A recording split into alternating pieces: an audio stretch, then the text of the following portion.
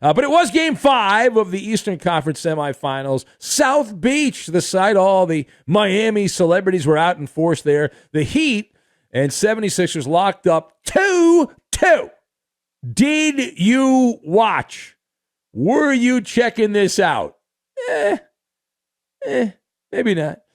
So Jimmy Butler, better known as Jimmy Buckets, had 23 points. Seven Miami players got into double figures. It was a layup line as the Miami Heat mollywopped Philadelphia 120-85.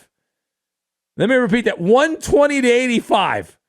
That is my math tells me a 35-point win. They said there would be no math, but that's a 35-point win. The Heat shot lights out, over 53% from the floor, dominated the game from the very early part of the first quarter till the final buzzer. So as a result, Miami, they are now up 3-2, one win away from advancing to the Final Four. But the better story is in the losing locker room. One of the popular storylines that was being passed along on the TNT broadcast was about the rather soft performance of one Joel Embiid. And the storyline indicated that he was distracted. What was he distracted about? Well, he was distracted and sulking because Woj had reported that Nikola Jokic was going to get the MVP award, and this was a Debbie Downer situation. Major bummer. And that was one of the alibis being used to explain a rather pathetic performance by Embiid in a playoff game. So let us discuss the question here. Buy or sell the popular opinion that Joel Embiid played poorly in the beginning of this game because he was depressed from losing out on the MVP award. So I am not going to buy this. I am selling. Sell. I've got Outhouse, Rambo, and Luke, but not Luca. And we'll lock all of these things together, and we are going to make a fruit smoothie. That's what we're going to make. Isn't that what something Tom Brady likes, the fruit smoothie? I think he likes the fruit smoothie. I know our guy Doc that calls the show in Chicago, he likes the pineapple fruit smoothie. All right, so let's get down to business. Number one. Tremendous job on the fly of ad-libbing by the NBA spin doctors. Joel Embiid showed up to work, except he wasn't actually there for the beginning of the game. It looked like he was on tranquilizers in the beginning part of this game. He was in a trance-like state. Now, it's pretty bad when I'm sitting on my ass watching a game and I feel like I have more energy and I'm more into the game than the star player on one of the teams here. And immediately, the TV guys cooked up the MVP depression storyline, and they sold it. They were running interference, wondering aloud, among other things, whether Embiid was hurt, and that's why he was playing so poorly. Of course, the last couple games, Embiid had played fine, but now, all of a sudden, the injuries were catching up to him. They were literally throwing spaghetti against the wall and figuring out what would stink or stick. Well, he stunk. But you really got to be kidding here. We're going to give Joel Embiid the benefit of the doubt. I'm sure we'll play some sound bites of him here in a minute. But Joel Embiid, we'll give him the benefit of the doubt because he's a charming guy, very charismatic, good soundbite, bigger-than-life personality, all of that. And he simply sucked at a time you cannot suck. This is not some deeper thing going on here. It's an Occam's razor situation. The simplest answer is the most likely answer and the most accurate answer. And Joel's play early in this game was the epitome of an outhouse breeze. You don't want to be downwind from an outhouse because it's a crappy experience. And that was the performance of Embiid in this game. In the second half, he was slightly more aggressive. But by that time, the damage was done. You're doing a salvage mission at that point. You have to compartmentalize in life. And the main flaw in the storyline that was cooked up by the TV guys about Embiid and the fact that he was lolling around and he was going through the motions because he was upset about losing the MVP. The problem with that is that common sense would say a competitor would use that slight as jet fuel, right? Not as something to slow them down and where they get wobbly, but the opposite, that if Embiid was really upset that he lost the MVP award, Joel Embiid would have come out and played like Rambo. But instead, he played like a Hanna-Barbera character from the old school cartoons, Snagglepuss. All right, he was not gung-ho. He didn't play like gangbusters. It's like that old college football coach. We play the soundbite all the time from Coastal Carolina. You got to be a dog. We don't need no meows. We don't need no cats. We need more dogs. And Joel Embiid, we don't need no meows. Yeah. We don't need no cats. We need more dogs. Yeah, and Joel, he was a cat. He was a kitty cat. It was a pussy cat, is what he was in this particular game. Now, part 2 of this thorough breakdown on what happened in Miami. So, how much of the blame pie does Doc Rivers get? So, I jotted down, I wrote a little note. I said, supersize the piece for Doc. Supersize the piece. Now, we have seen Doc Rivers teams blow leads in the playoffs.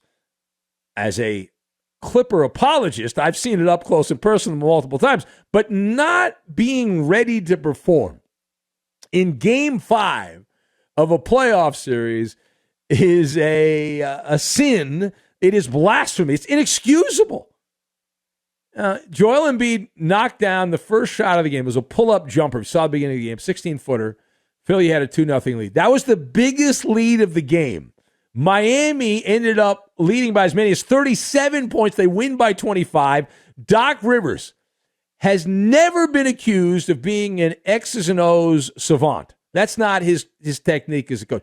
Doc Rivers, the people that follow basketball know this, and you probably know this as well. Doc Rivers' strength, he's like a Tony Robbins type. He's a motivational coach. He can inspire players. He's got the gift of gab. He's got the Svengali effect with the media, where they just soak in all the charm of Doc Rivers. That's how he has had this long run as an NBA coach.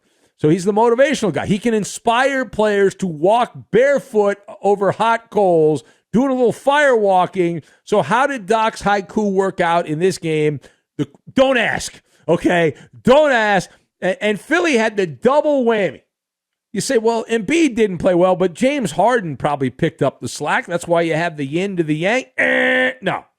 Harden and Embiid both had minus 29 on the plus-minus ranking. They raised the white flag about 8 minutes to go in the game. And so Harden, who had played pretty well in the fourth quarter of Game 4, if you're keeping score as you listen to the radio show, he played well in Game 4. Well, he morphed back to sleepwalking James, just a non-entity. And Philly, as a team, shot 36%, and they treated this game, which is amazing to me. If I would have bet on the game, I would have been really upset. I didn't bet on the game.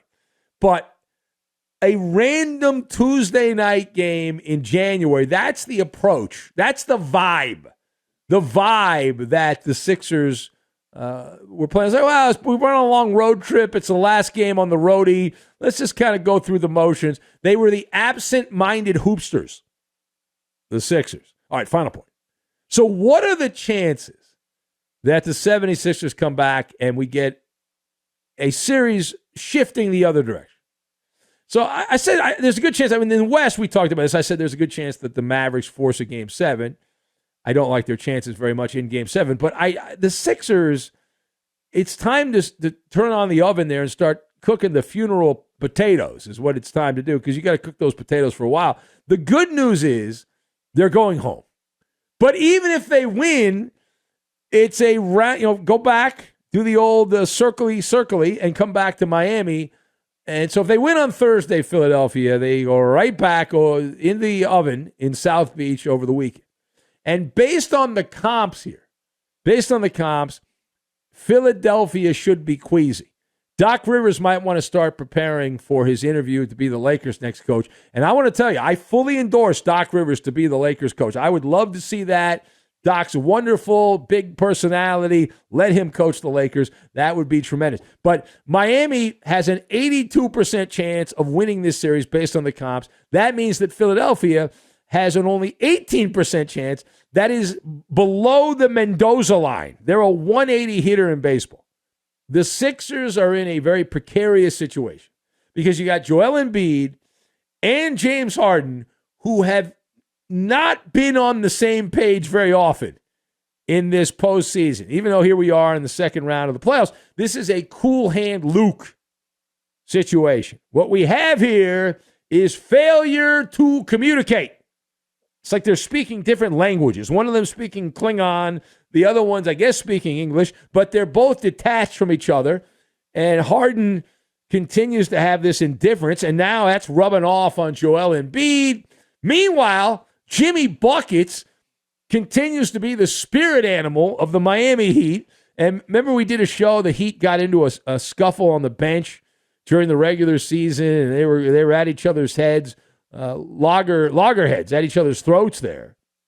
And that's a long time ago. But again, going back to Philly, Miami has not played particularly well on the road. That's the theme of the postseason. All right, let's go to the Sixers side of things. Joel Embiid, and he points out that what's going on right now for him is not good anywhere you slice it. Any way you slice it, right? Is that correct? Let's go to the audio tape. This is a lose-lose situation for me. If I don't play, probably get called soft. And, if I play and I play bad, probably come up with a bunch of stuff that I guess is just not good enough. Yeah. Let me get my violin out. Isn't that kind of what the job is? Like, that's the job, right? That's the gig you signed up for. You get paid a lot of money for that, right? Am I wrong in that? Is it a situation where we're not allowed to criticize Joel Embiid because he's playing hurt?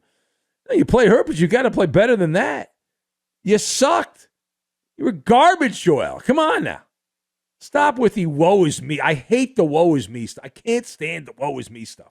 All right, here's more from Joel Embiid. Now, we mentioned the storyline on television. The excuse makers were working overtime here saying that it was all because Embiid was a sourpuss. He was sad. He was depressed that he's not going to win the MVP award. Here's Embiid, at least publicly, singing a different song. Congrats to Nikola. He deserved it. He had an amazing season. There's no right or wrong. There was a lot of candidates. It could have gone either way. Giannis, Devin Booker, being on the best team in the league by far. Whatever you guys decide, whatever fits the narrative as far as, who's going to win. All right, it's the narrative. It's the media narrative. You evil, blame the media. You scumbags in the media. I've always hated the bleeping writers. I always hated the sports writers. Right, anyway, here's more from Joel. Boy, he's really pathetic. Here's more from Embiid, and he again is commenting on the MVP situation in the NBA. Last year I campaigned about it. This year, I answered questions when I was asked, and in the next, few years until I retire, it's almost like, to me, it's just, I don't know. Like I said, I don't know what else I have to do to win it, and to me, it's like at this point, it's whatever. It's whatever. Oh, please. That's another one. It's somebody says whatever. That's like a playground thing from back in the old days. All right. So that is Joel Embiid at this point. Whatever. And it's all about the media narrative, because there's one thing the media tries to do. And there's been a big, I think we can all agree on this, there's been a big Rocky Mountain bias among the media, that the media is always trying to prop up athletes from Denver. And they always spit loogies at guys on the East Coast like Joel Embiid in the axis of the sports media world, right, which goes Boston, New York City, Philadelphia, like those three cities all together. But there has always been this, hey, we really want to prop up the Denver sports teams. And so that's what happened here, clearly. Unless that's not true.